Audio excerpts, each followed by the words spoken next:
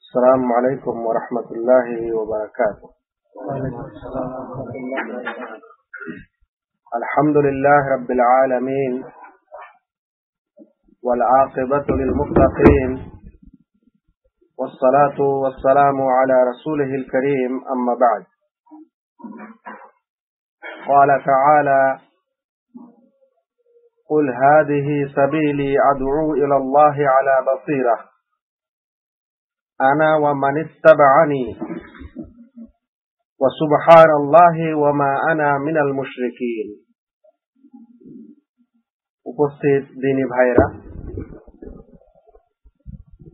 আল্লাহ রাব্বুল আলামিনের যাবতীয় প্রশংসা এবং প্রিয় নবী মুহাম্মদ মুস্তাফা সাল্লাল্লাহু আলাইহি ওয়াসাল্লামের প্রতি অনেক অনেক দরুদ এবং সালাম বর্ষিত হোক। আল্লাহুম্মা সাল্লি আলাইহি আল্লাহুম্মা বারিক আলাইহি।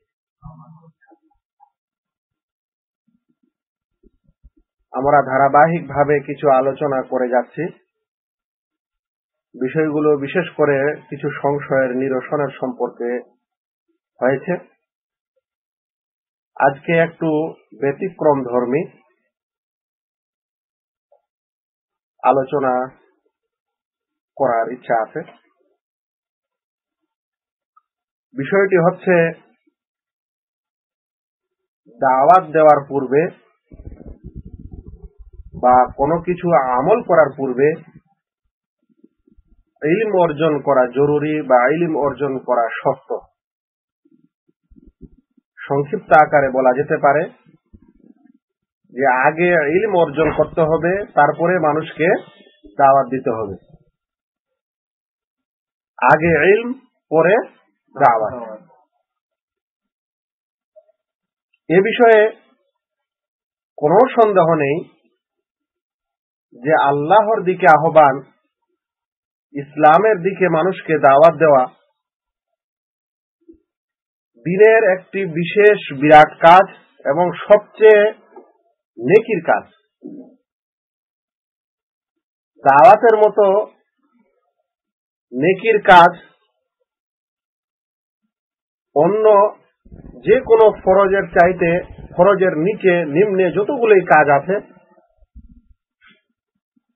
আর অনেক সময় ফরজের কাছাকাছিও, যেমন নেকি হতে পারে, যেমন সেটার গুরুত্ব হতে পারে, তেমন দাওয়াতের গুরুত্ব আছে। এটা যে সবচেয়ে উত্তম কাজ, নেকির কাজ,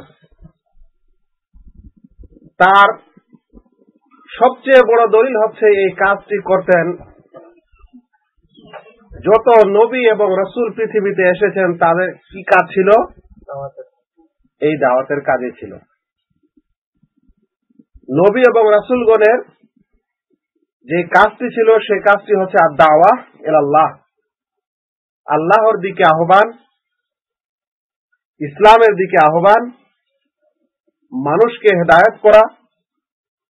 এই দাওয়াত এবং তাবলীগের কাজটি খুবই গুরুত্বপূর্ণ এবং নেকির কাজ। সে কারণেই যত নবী পৃথিবীতে এসেছিলেন, সমস্ত নবীগণের কাজ ছিল দাওয়াতের কাজ। সেজন্য মানুষকে দাওয়াত দিতে হবে, এই কাজ করতে হবে। যেমন এটি গুরুত্বপূর্ণ কাজ, তেমন এটি নেকিরও কাজ। তবে এই কাজের পূর্বে আরো কিছু প্রয়োজন আছে। এই কাজের পূর্বে যে জিনিসটি প্রয়োজন আছে, সেটির নাম হচ্ছে ইলম, শিক্ষা অর্জন। আমরা দুনিয়াবী বিষয়ে আপনাদের বলতে পারি যে আপনারা যেই কাজ করেন, কেউ রাজমিস্ত্রির কাজ করেন, কেউ কাঠমিস্ত্রির কাজ করেন, কেউ ড্রাইভারের কাজ করেন, কেউ কোম্পানিতে কাজ করেন, যদি আপনি সেই কাজটা না জানেন, তাহলে আপনি কাজটা করতে পারবেন? একটা সাধারণ মানুষকে একটা চেয়ার বানাতে দিলে পারবে? একটা সাধারণ মানুষকে একটা ঘড়ির কোনো কিছু খারাপ হয়ে গেলে ভালো করে দিতে পারবে? অর্থাৎ দুনিয়াবী কোনো কাজ করার সময়ও মানুষকে সেই কাজের সম্পর্কে জানতে হয়, তারপরে তার সেই কাজটি কি হয়? ভালো হয়। তো যেটি সবচেয়ে গুরুত্বপূর্ণ কাজ, আদ-দাওয়া ইলাল্লাহ, সেই কাজটি করার জন্য বা সেই কাজটি করার আগে আমাদেরকে কি কিছু জানার দরকার নেই? অবশ্যই জানার দরকার আছে। সেটা হচ্ছে শরীয়তের ইলম, ইসলামের জ্ঞান। আল্লাহ রাব্বুল আলামিন কোরআনে বলছেন, কুল হাযিহি সাবিলি আদউ ইলাল্লাহি আলা বাসীরা, বলে দাও যে নবী মুহাম্মদ মুস্তাফা সাল্লাল্লাহু আলাইহি ওয়াসাল্লাম, যে এটা আমার রাস্তা, এটা আমার পথ, এটা আমার নিয়ম, এটা আমার দ্বীন। আদউ ইলাল্লাহ, আমি মানুষকে আল্লাহর দিকে আহ্বান করি, আল্লাহর পথে দাওয়াত দিই।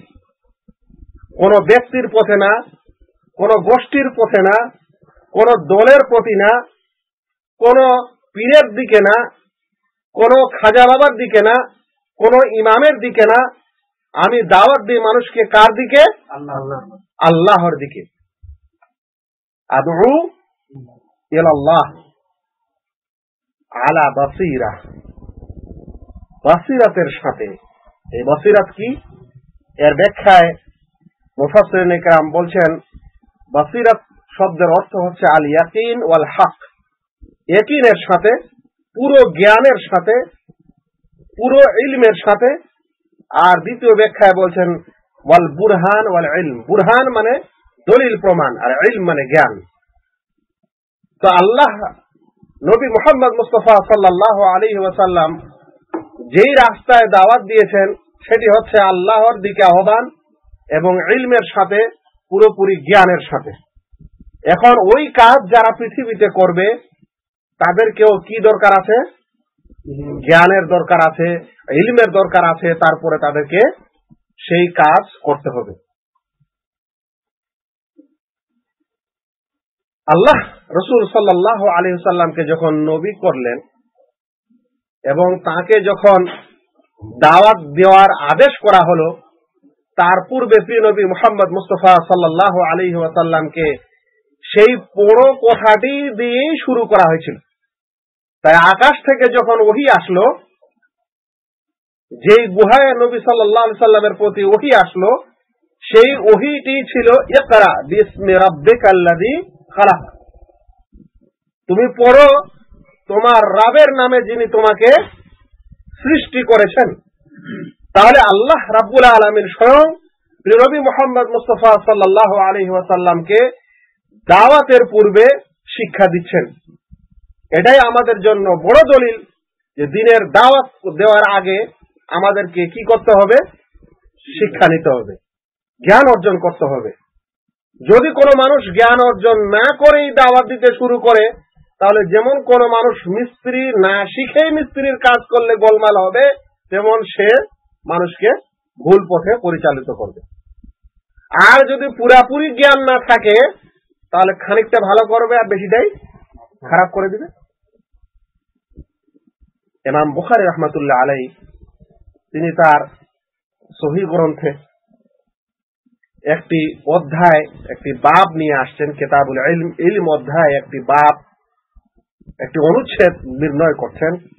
সেখানে তিনি বলছেন যে আল ইলমু ক্বাবলা আল কাওলি ওয়াল আমালি, ইলম গ্রহণ করা হচ্ছে আগের কাজ, ক্বাবলা আল কাওলি ওয়াল আমালি, বলা এবং আমল করার পূর্বে। বলা মানে মানুষকে দাওয়াত দেওয়া, মানুষকে শেখানো। মানুষকে দাওয়াত দেওয়ার পূর্বে আগে কি করতে হবে? ইলম অর্জন করতে হবে। অনুরূপ আমল করার পূর্বেও কি করতে হবে? ইলম অর্জন করতে হবে। আপনি কোন এক ইবাদত করতে যাচ্ছেন আর আপনি ওই বিষয়ে জ্ঞান নিচ্ছেন না, ইবাদত করতে যাচ্ছেন, কে জানে বেদাতি হবে আর না হলে গোলমাল করে চলে আসবে। ইমাম বুখারী এই বাব নির্ণয় করার পর, এই অনুচ্ছেদ নিয়ে আসার পর বলছেন, কারণ আল্লাহ রাব্বুল আলামিন বলেছেন ফাআলাম আন্নাহু লা ইলাহা ইল্লাল্লাহ, জেনে নাও যে আল্লাহ ছাড়া কোনো সত্য উপাস্য নেই। বলছেন আল্লাহ তাআলা জেনে নাও, এই ইলম কথাটির দ্বারা এই আয়াতটি শুরু করেছেন, বা লা ইলাহা ইল্লাল্লাহর পূর্বে জেনে নাও এই কথাটা বলছেন। তার মানে আমাদের জানতে হবে লা ইলাহা ইল্লাল্লাহকেও এবং তার পূর্বেও। ইবনে মাসউদ রাদিয়াল্লাহু তাআলা আনহু একজন বিশেষ সাহাবী, তিনি বলছেন যে মান আলিমা ফালিয়াকুল, যে ব্যক্তি কোনো কিছু জানলো বা জ্ঞান অর্জন করলো সে যেন বলে। যে জানলো সে যেন সেটা বলে, মানে কেউ যদি কোনো কিছু জেনেছে, জ্ঞান অর্জন করেছে, তাহলে সে যেন সেটা বলে। ওয়ামান লাম ইয়ালাম ফালইয়াকুলিল্লাহু আলাম, আর যে ব্যক্তি জানেনি, জ্ঞান অর্জন করেনি, সে যেন বলে যে আল্লাহ তাআলাই ভালো জানেন। কি বলছেন বিচক্ষণ সাহাবী রাদিয়াল্লাহু তাআলা আনহু, যে ব্যক্তি জেনেছে সে যেন বলে, আর যে ব্যক্তি জানেনি সে যেন বলে আল্লাহ তাআলাই বেশি জানেন। ফাইন্না মিনাল ইলমি আন ইয়াকুলা লিমা লা ইয়ালাম, কারণ আল্লাহু আলাম। ফাইন্না মিনাল ইলমি আন ইয়াকুলা লিমা লা ইয়ালাম আল্লাহু আলাম, কারণ আল্লাহ তাআলাই বেশি জানেন, এই কথাটা বলা হচ্ছে একটা জ্ঞানের পরিচয়। আল্লাহ তাআলাই ভালো জানেন, এই কথাটি বলা কিসের পরিচয়? জ্ঞানের পরিচয়। আমাদের প্রিয় নবী মুহাম্মদ মুস্তাফা সাল্লাল্লাহু আলাইহি সাল্লামকে আল্লাহ তাআলা আদেশ করেন, ওয়াকুল রাব্বি জিদনি ইলমা, এবং বলো হে আমার রব, আমার ইলম, আমার জ্ঞান বৃদ্ধি করে দাও। নবী মুহাম্মদ মুস্তাফা সাল্লাল্লাহু আলাইহি সাল্লামের শিক্ষক মহান আল্লাহ তাআলাই তাকে জ্ঞান দিয়েছেন, তা সত্ত্বেও আবার আল্লাহ তাআলার কাছেই জ্ঞানের জন্য দোয়া করতে বলেছেন, দোয়া চাইতে বলেছেন। তো জ্ঞান খুব গুরুত্বপূর্ণ জিনিস, ইলম অর্জন করা খুব গুরুত্বপূর্ণ বিষয়, আর এটি হচ্ছে দাওয়াত দেওয়ার পূর্ব শর্ত। আমরা দলিল ভিত্তিক এই কথাগুলি সংক্ষিপ্ত আকারে জানার চেষ্টা করলাম। এবার একটি ফতোয়া আপনাদের জিজ্ঞাসা বা শোনাই, যে ফতোয়াটি সৌদি আরবের বিশেষ মুফতি জনাব ফজিলাতুল শেখ মুহাম্মদ বিন সালেহ উসাইমিন রাহিমাহুল্লাহ, তাকে জিজ্ঞাসা করা হয়, আইয়ুহুমা আফদাল, কিয়ামুল লাইলি আম তালাবুল ইলম? শেখ, রাতে তাহাজ্জুদ পড়া বেশি ভালো না ইলম অর্জন করা বেশি ভালো? প্রশ্নটা আপনাদের কাছে স্পষ্ট? তাহাজ্জুদের মতো একটা নফল নামাজ, সেটা পড়া বেশি ভালো না ওই সময় জ্ঞান অর্জন করা বেশি ভালো? তিনি বলছেন, তালাবুল ইলমি আফদালু মিন কিয়ামিল লাইল, ইলম তলব করা, জ্ঞান অর্জন করা কিয়ামুল লাইল অর্থাৎ তাহাজ্জুদের চাইতেও বেশি উত্তম। তারপর তিনি ইমাম আহমদ বিন হাম্বলের একটি উক্তি উল্লেখ করে বলেন, ইমাম আহমদ বিন হাম্বল বলেছেন, লা ইউআদ্দু লাহু শাইউন লিমান সাহহাত নিয়াতু, ইলম অর্জন করার বরাবর কোনো কিছুই হতে পারে না যদি তার নিয়ত সহি থাকে। যে ব্যক্তি ইলম অর্জন করে, যদি তার নিয়ত সহি থাকে, অর্থাৎ নিজের অজ্ঞতা মূর্খতা দূর করবে, মানুষের উম্মতের পাড়া প্রতিবেশীর মুসলিম ভাইকে শিক্ষাদান করবে, এই উদ্দেশ্যে সে যদি ইলম অর্জন করে, তাহলে তার বরাবর আর অন্য কিছু হতে পারে না। অতঃপর তিনি বলেন যে আবু হুরায়রা রাদিয়াল্লাহু তাআলা আনহুকে আল্লাহ রাসূল সাল্লাল্লাহু আলাইহি ওয়াসাল্লাম 3টি ওসিয়ত করেছিলেন। আবু হুরায়রা ছিলেন আল্লাহর রাসূলের ওই সাহাবী যিনি সবচেয়ে বেশি হাদিস মুখস্থ করেছিলেন, অর্থাৎ আল্লাহর রাসূলের শিক্ষা যিনি সবচেয়ে বেশি নিয়েছিলেন। সে আবু হুরায়রা রাদিয়াল্লাহু তাআলা আনহুকে আল্লাহর রাসূল 3টি ওসিয়ত করেছিলেন। তার মধ্যে একটি ওসিয়ত করেছিলেন যে আইয়ুতিরা কাবলা আইয়ানাম, বুখারী শরীফ কিতাবুল তাতাউ, মুসলিম শরীফ কিতাবুস সালাতুল মুসাফিরিন এই হাদিসটি এসেছে। তার মধ্যে একটি ওসিয়ত ছিল যে ঘুমাবার পূর্বে তুমি ভিতরের নামাজ পড়ে নিও। কাকে বলেছিলেন এটা? আবু হুরায়রা রাদিয়াল্লাহু তাআলা আনহুকে, যে তুমি ঘুম যাবার পূর্বেই ভিতরের নামাজ পড়ে নিও। কারণ যারা তাহাজ্জুদের নামাজ পড়ে তাদেরকে কখন ভিতর পড়তে হবে? শেষ রাতে তাহাজ্জুদ পড়ার পর, শেষ রাতে নয়, তাহাজ্জুদের পর। কিন্তু আবু হুরায়রা রাদিয়াল্লাহু, আর ওই সময়টাই উত্তম বেতরের জন্য যদি কেউ তাহাজ্জুদ গুজার হয়। কিন্তু আবু হুরায়রা রাদিয়াল্লাহু তাআলা আনহুকে আল্লাহ রাসূল কি করতেন? যে তুমি ঘুমাবার পূর্বেই ভিতর পড়ে নিও। এর কারণ স্বরূপ উলামায়ে কেরাম বলেছেন যে কারণ আবু হুরায়রা রাদিয়াল্লাহু তাআলা আনহু কানা ইয়াহফাযু আহাদিসান নবী সাল্লাল্লাহু আলাইহি ওয়াসাল্লাম আউওয়ালাল লাইল কারণ আবু হুরায়রা রাদিয়াল্লাহু তাআলা আনহু শুরু রাতে আল্লাহ রাসূলের হাদিস মুখস্থ করতেন, ওয়া ইয়ানামু আখিরাল লাইল, আর শেষ রাতে তিনি ঘুমাতেন। তাহলে যে ব্যক্তি ইলম অর্জন করে শুরু রাতে, প্রথম রাতে, ওর এই আমলটি উত্তম, এবং সেই মানুষ বিতরের নামাজ আগেই পড়ে নিবে, আল্লাহ রাসূল তার জন্য ছাড় দিবে। ভাইরা, আমরা হয়তো এই সংক্ষিপ্ত আলোচনায় বুঝতে পারছি যে ইলম কতখানি গুরুত্বপূর্ণ জিনিস এবং ইলম অর্জন করা কতখানি নেকির কাজ। এবার কিছু উপদেশ বা উপকরণ জানেন, যার মাধ্যমে এগুলো থাকলে আপনি ইলম অর্জন করতে সক্ষম হবেন, বা ইলম অর্জন করতে সহায়ক বিষয়ের সম্পর্কে কিছু আলোচনা, কিছু পয়েন্ট আপনাদের জানিয়ে দিই। প্রথম নম্বর, যেসব কারণ মানুষকে ইলম অর্জন করতে সহযোগিতা করবে, তার মধ্যে এক নম্বর হচ্ছে তাকওয়াল্লাহ, আল্লাহ ভীরুতা। যদি কোনো মানুষের অন্তরে আল্লাহর ভয়ই না থাকে, তাহলে আল্লাহর ইলম কি আর অর্জন করতে যাবে? যদি কোনো মানুষের অন্তরে আল্লাহ এবং আল্লাহর রাসূলের সম্মানই না থাকে, তাহলে কি সে কষ্ট করে আল্লাহ এবং আল্লাহর রাসূলের জ্ঞান অর্জন করার ইচ্ছা করবে? সেজন্য আল্লাহর ভয়, আল্লাহর তাকওয়া যার অন্তরে থাকবে, না থাকলে তার তাকওয়া অবলম্বন করতে হবে, সেই মানুষই বেশি কি করতে পারে? ইলম অর্জন করতে পারে। না হলে বড় বড় জ্ঞানী পণ্ডিত কাফের মুশরিকদের মধ্যে অনেক ছিল, কিন্তু ওরা কি ইসলামের খিদমত করেছে? আর না ইসলামের খিদমত করার জন্য ইলম অর্জন করেছে ওরা। তো সেই জন্য তাকওয়া হচ্ছে ইলম অর্জন করার একটি উপকরণ, যেটা আমাদের অবলম্বন করতে হবে। দ্বিতীয় জিনিস হচ্ছে আল্লাহ তাআলার কাছে বেশি বেশি করে ইস্তেগফার করা, ক্ষমা চাওয়া। কারণ ইলম হচ্ছে একটি নূর এবং জ্যোতি, একটি নেকি। সে গুনাহ এবং খারাপ মন্দের সাথে একত্রিত থাকতে পারে না, বা সমস্যা হবে নেগেটিভ পজিটিভ। সে কারণে প্রয়োজন যে একজন ধরে থাকে,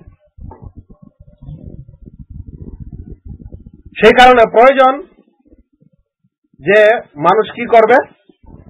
ইলম অর্জন করবে, আর সে আল্লাহ তাআলার কাছে ক্ষমা প্রার্থনা করবে। একটু আগে শুনলেন আল্লাহ রাসূল সাল্লাল্লাহু আলাইহি সাল্লামকেও আদেশ করা হয়েছিল আল্লাহ তাআলার কাছে। নবী করিম সাল্লাল্লাহু আলাইহি সাল্লাম একটি দোয়া করতেন, আল্লাহুম্মা ইন্নী আসআলুকা রিজকান তাইয়্যিবা, হে আল্লাহ, আমি তোমার কাছে উত্তম রিজকের দোয়া করছি, উত্তম রিজক মানে হালাল রুজি রোজগারের দোয়া করছি। আসআলুকা রিজকান তাইয়্যিবান ওয়া ইলমান নাফিআন, এবং লাভদায়ক ইলম এবং জ্ঞানের জন্য তোমার কাছে দোয়া করছি। ওয়া আমালান সালিহান, এবং সৎ আমলের জন্য দোয়া করছি। তারা আল্লাহ রাসূল সাল্লাল্লাহু আলাইহি সাল্লাম যদি ইলমের জন্য, জ্ঞানের জন্য দোয়া করে থাকেন, তাহলে আমাদের করতে হবে না? যে মানুষ ইলম অর্জন করতে চায় শরীয়তে, তাকে আল্লাহ তাআলার কাছে কি করতে হবে? দোয়া করতে হবে। এবং এটা হচ্ছে ইলম অর্জন করার একটা সহকারী বা সহযোগী জিনিস বা একটি ইবাদত। তৃতীয় উপকরণ হচ্ছে ইলম অর্জন করতে যেটা সহায়ক হবে, সেটি হচ্ছে সময়ের সদ্ব্যবহার করা। সময়ের সদ্ব্যবহার মানে সময়ের রুটিন। আল্লাহ রাব্বুল আলামিন যে দিন রাতে 24টা ঘন্টা দিয়েছেন, এই 24 ঘন্টায় সময়টা আমাদের রুটিনটা সুন্দর করে সেট করতে হবে। যদি আপনি রুটিনটা সেট না করতে পারেন, কখন ঘুমাবেন তার আপনার রুটিন নাই, কখন খাবেন তার আপনার রুটিন নাই, কখন কাজ করবেন তার আপনার রুটিন নাই, কখন পড়াশোনা করবেন তার আপনার রুটিন নাই, তাহলে কি আর হবে? আমরা দেখি ওই জন্য যে কিছু মানুষ যখন পড়াশোনা শুরু হলো, আলোচনা শুরু হলো, দেখা গেল সেই সময় ওর কাজ বেড়ে গেল। তো যদি ওই সময় ওর কাজ বাড়তে লাগে, তাহলে আর ওই ইলম কেমন করে শিখবে? সে তার দ্বারাই আর শিক্ষা কেমন করে নেওয়া হবে? এই কারণে সময়ের সদ্ব্যবহার এবং সময়ের বন্টন জরুরি একজন মানুষ যে ইলম অর্জন করতে চায়, জ্ঞান শিখতে চায়। অনুরূপ অনর্থক কথাবার্তা ছেড়ে দেওয়া। আর যেখানে অনর্থক কথাবার্তা হচ্ছে সেখানে নিজে গিয়ে আবার ওদের মধ্যে শরিক না হওয়া। আপনারা রাস্তাঘাটে দেখছেন, দোকান পয়সায় দেখছেন, চার দোকানে দেখছেন, মানুষেরা আমাদের আগের সরকার খুব ভালো ছিল। এই যখন আগের সরকারের কথা বলল তখন পরের সরকার আলারা শুরু করে দিল নাকি? যদি ওর একটা নেতার কেউ নাম করে দিল তাহলে বাকি আর অন্যরা তার নেতার নাম শুরু করে দিল। এই যে অনর্থক একটা তর্ক বিতর্ক শুরু হলো, ঘন্টার পর ঘন্টা চার দোকানের সামনে কেটে গেল। যদি কেউ তালেবে ইলম হয়, জ্ঞান অর্জনকারী হয়, তাহলে এরকম অনর্থক কথাবার্তায় সে শরীক হবে না এবং এরকম অবস্থা থেকে সরাসরি কি করবে, সেখান থেকে দূরে চলে যাবে। আর যদি করে এর দ্বারা ইলম হবে না, কারণ এগুলো জাহেল, আর জাহেলের এ হচ্ছে সাথী এবং সঙ্গী। অনুরূপ মানুষকে বেশি বেশি পড়াশোনা করতে হবে আলেম ওলামাদের জীবনী। আর যারা বড় বড় শেখ মাশায়েখ, আমাদের ইসলামের পণ্ডিত, তাদের কি করতে হবে, জীবনী পড়াশোনা করতে হবে। তাহলে বোঝা যাবে যে উনারা কতখানি কষ্ট করেছিলেন ইলম অর্জন করার জন্য, আর আমি কতখানি করছি। উনারা কতখানি সময় দিয়েছিলেন আর আমি কতখানি দিচ্ছি। তাহলে আমি কি আর উনার মতো হতে পারি, বা উনার মতো হতে গেলে আমাকে আর কি করা দরকার? আরো মনে রাখতে হবে, ইলম অর্জন করতে সহায়ক হচ্ছে যে আপনার চাইতে জ্ঞানী লোকদের সঙ্গে উঠা বসা রাখতে হবে।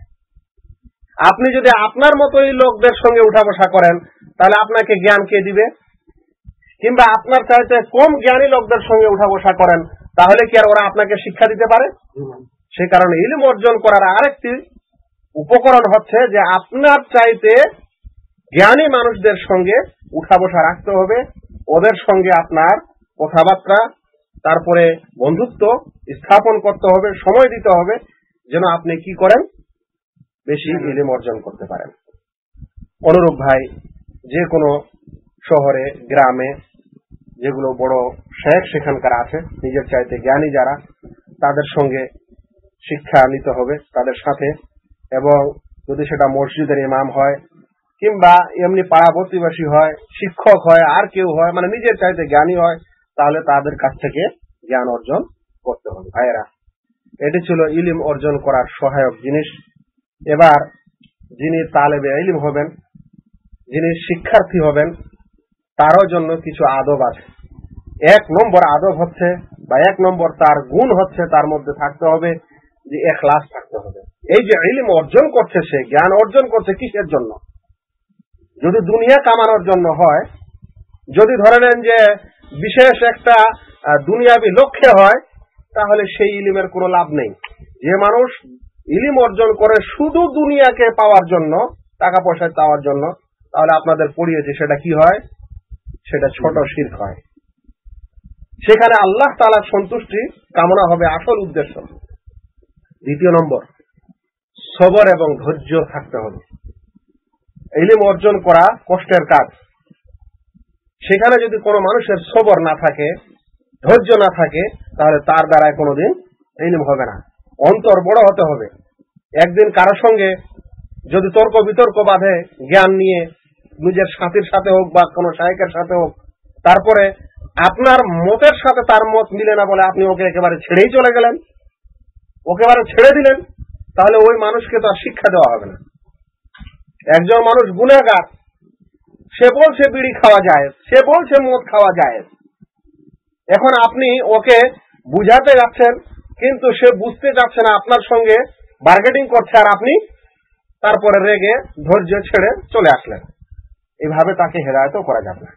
সেই জন্য সবর এবং ধৈর্য ইলম তালেবে ইলম বা শিক্ষার্থীর একটি বিশেষ গুণ, যেটা থাকতে হবে। অনুরূপ বিনয় নম্রতা থাকতে হবে, কারণ যার কাছে শিক্ষা অর্জন করা হয় তিনি হন বড় মুহতারাম, জ্ঞানী, আর ওর সম্মান আল্লাহ দিয়েছেন, তাই আমাদেরকেও তার সম্মান দিতে হবে। সেখানে বিনয় নম্রতা থাকবে। আর জ্ঞানের জন্য, জ্ঞান অর্জনের জন্য সময় বের করার দরকার আছে। আপনি যদি সময় বের না করতে পারেন তাহলে ভাই জ্ঞান অর্জন করা যাবে না। সালাফে সালেহিনদের মধ্যে একটি কথা তারা বলেছেন যে আল ইলমু ইউতা ওয়ালা ইয়াতি, ইলমের কাছে যেতে হয়, ইলম নিজে কারো কাছে আসে না। ইলমের কাছে যেতে হয়, ইলম কারো কাছে উঠে আসে না। আপনি যখন সময় বের করতে পারবেন না তখন আপনি ইলমের কাছে যেতেও পারবেন না। তো ইলমের কাছে যেতে হবে, ইলম স্বয়ং আপনার কাছে আসবে না। কিন্তু দুঃখের বিষয়, আজকাল ইলমেই মানুষের কাছে যাচ্ছে, কিন্তু মানুষ ইলমের কাছে যাচ্ছে। সপ্তাহে একদিন একটা আলোচনা আছে, তবুও 1 ঘন্টা আধা ঘন্টা, সেখানে ধৈর্য সবর, সেখানে এই সমস্ত আদব কায়দা খুব কম লোকের মধ্যেই পাওয়া যাচ্ছে। কিছু মানুষ আন্তরিকতার সঙ্গে আলোচনা করার চেষ্টা করছে, আর সহযোগিতা করার লোক পাওয়া যাচ্ছে না। এরকম করে ইলম অর্জন হয়। আর না আমরা নিজেকে ভেবে নিয়েছি যে না আমরা বিরাট পণ্ডিত হয়ে গেছি। তো মনে রাখতে হবে যে ইলমের কাছে যেতে হয়, ইলম কোথা থেকে নড়ে সড়ে দৌড়িয়ে মানুষের কাছে এসে ঢুকে যায় না, শিখতে হবে। অনুরূপ আলেম ওলামার সম্মান, তাদের ইহতারাম, আদব কায়দা বজায় রাখতে হবে। আর অনর্থক ঝগড়াঝাঁটি থেকে দূরে থাকতে হবে। ছোট ছোট জিনিস খাওয়ার সময় নিয়ে মানুষ লেগে গেল, ওইটাই নিয়ে ঝগড়া শুরু হয়ে গেল, হয়ে যাওয়ার পর শেষ পর্যন্ত দুজনের মধ্যে বিচ্ছেদ হয়ে গেল। যেগুলো ঘটছে মানুষের মধ্যে, তালেবে ইলম এগুলো কাজ করবে না, করতে সহযোগিতাও করবে না। অনুরূপ যিনি শিক্ষার্থী হবেন, হুসনুল মাজহার ওয়া জিমালুল হাইয়া একটি কথা আছে আরবিতে, যে তার পোশাক পরিচ্ছদ, তার চেহারা ছবির মধ্যে তালেবে ইলম যে হবে, তালেবে ইলম বা শিক্ষার্থীর আলামত থাকবে, ফুটে উঠবে, যেন সে সেই সমস্ত পোশাক পরিচ্ছদ যেটা সমাজে শিক্ষার্থীর জন্য প্রিয় বা ভালো জিনিস, ভালো মনে করা হয়, সেরকম পোশাক পরিচ্ছদ সে পরবে, অবলম্বন করবে। এই কয়েকটি জিনিস আজকে আমি আপনাদের সামনে বলার জরুরি মনে করলাম। কারণ আমরা অবশ্যই আকীদা সম্পর্কে শিখবো, যেটা ইসলামের সবচেয়ে গুরুত্বপূর্ণ বিধান। তাওহীদ যেটা গুরুত্বপূর্ণ বিধান আমরা শিখছি বটে। আমাদের দেশের সমাজে বহু এমন দল বা উপদল হয়েছে যাদের আকীদায় বিভ্রান্তি আছে, আমরা তাদের সম্পর্কে জানবো বটে, কিন্তু আমাদেরকেও জানতে হবে, আর জানাটাই হচ্ছে আমাদের আসল কর্তব্য। যদি আমরা না জানি, না শিখি, তাহলে ভাই এই মূর্খের দাওয়াত দিয়ে কোনো লাভ নেই। অনুরূপ মনে রাখবেন যে আজ আমরা কোনো এক জামাতকে, কোনো এক দলকে মন্দ বলি যে সেখানে সব জাহেলগুলা বের হয়, বা ওই জাহেলরাই ওই দাওয়াতের কাজ করে, কিন্তু আমরাও যদি ইলম না শিখে মানুষের কাছে দাওয়াত দিতে লাগি, তাহলে ওটাও কি হবে? ওটাও ওই দলের মতোই হবে। আল্লাহ রাব্বুল আলামিনের কাছে দোয়া করি, আল্লাহ যেন আমাদের প্রত্যেক ভাইকে ইলম অর্জন করার তৌফিক দান করেন। ইলম অর্জন করার মতো একটা নফল, এবং নফলের মধ্যে সর্বোত্তম নফল কাজ জন্য সময় বের করা, আর সেই সময়ের সদ্ব্যবহার করার তৌফিক দান করেন। আমিন। ওয়া মা আলাইনা ইল্লাল বালাগ। আসসালামু আলাইকুম ওয়া রাহমাতুল্লাহি ওয়া বারাকাতুহু। পরে কারো প্রশ্ন থাকলে করতে পারেন।